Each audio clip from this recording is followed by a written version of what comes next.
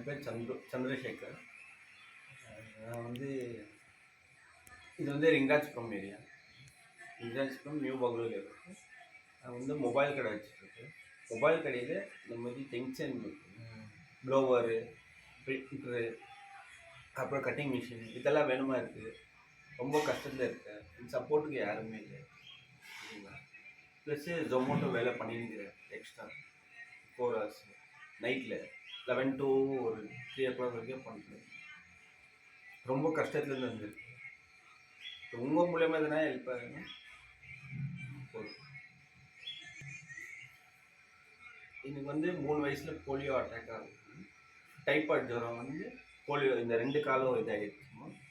அதுக்கப்புறம் வந்து வீட்டிலேருந்து எடுத்துன்னு போய் ஒரு ஹாஸ்பிட்டலில் சேர்த்து கரண்ட்டில் வச்சு இங்கே ரெடி பண்ணணும். ரெடி பண்ணி அதுக்கப்புறம் வந்து இந்த ஷூ ஒன்று கொடுத்துருக்காங்க ஹேண்டிகேப். அதை போட்டுட்டு தான் நடக்கணும். பட் அட்லீஸ்ட் ஒரு 1/2 கிலோமீட்டர் தான் நடக்க முடியும். அதுக்கப்புறம் நடக்க முடியாது.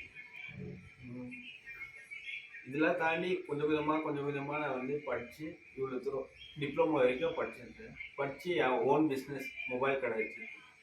மொபைல் கடையில் எனக்கு வந்து ஐட்டம்ஸ் எதுவுமே இல்லை.